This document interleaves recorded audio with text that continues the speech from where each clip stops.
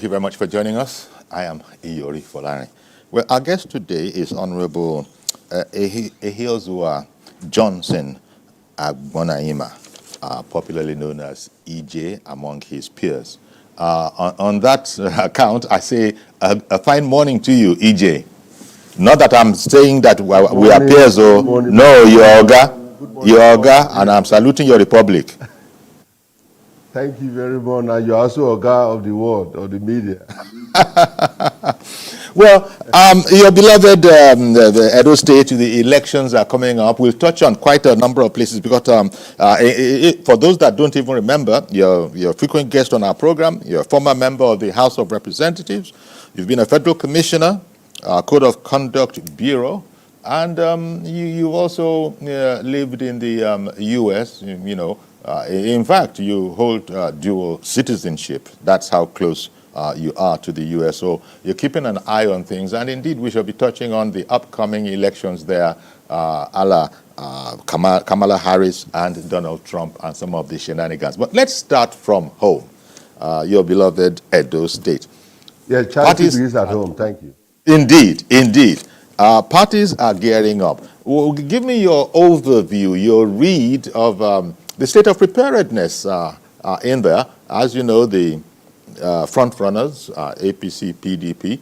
PDP, of course, is imagining that it will be winning, as APC itself is also imagining that the time has come, it will be taking over the reins of governance in Edo State. So how do you, as an observer and an analyst, even though you would be a partisan one because you're a member of the APC, let me hear your take on the upcoming election. Definitely, my brother Larry, I'm not going to be partisan. I am going to be straightforward, and I'm going to say the way it is, so that Nigerians will understand that democracy is for the people, by the people, and of the people. Okay. Thank you for the question. In fact, I'm from Edo State. The current governor, of course, His Excellency Godwin Inoghase Obaseki. Mm-hmm. When I look at all the promises that he made, having at least worked closely with former governor, Senator now, Adams Aliyu Oshomole, having gained a lot of knowledge and experience from his governance, because we are both part. We work together closely with Comrade Wayne, part of the government then. I would have thought that he will take Edo State to the next level. I'm not being sentimental, I'm just saying it the way it is. All right. Because the truth must be told.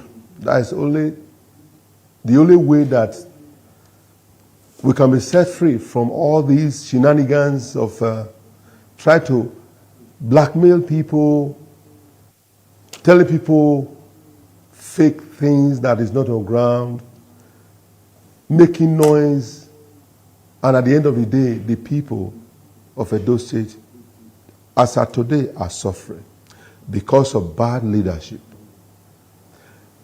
Fighting everybody. If you could remember at the time, at least you know that he came during his first tenure under APC. And everybody, all the APC members came out to support and endorse him. Indeed. Those who gave him ladder to climb, he betrayed them, stabbed them. He left APC to PDP. He betrayed PDP that gave him shelter when he was hungry. Those who gave him food when he was homeless, those who gave him shelter. My dear, he betrayed them, cast them out, abused them, insulted them. You said APC wasn't good. Now PDP that gave you, call you to come and eat. Not only do you ate the food, you ate the plate, and at the end of the day, you are not castigating those who gave you opportunity to excel.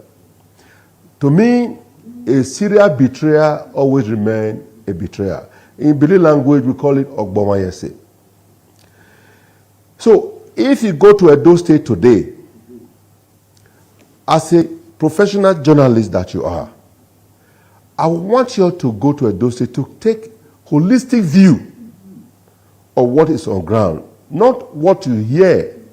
Because all that you have heard over the years, talking about MOU, Edo State is now a reference point of being called MOU state. MOU is only on paper, not on ground, talking about infrastructure development. That educational system that Edo State governor have gotten so much money. If you're talking about federal allocation, if you're talking about the loan that have been taken, if you're talking about, internal generated revenue, by the time you combine all of them together, we're looking at over almost 20 billion every month.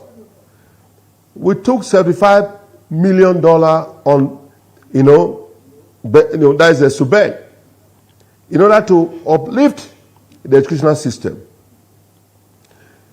The person who initiated the grant for the loan of the 75 million, immediately that money came, they removed the person and brought another person from Afri Invest, his own private company. He should tell Edo people and Nigerians what happened to the 75 million for Edo Best that is now Edo Worst. He should tell Edo people what happened to $150 million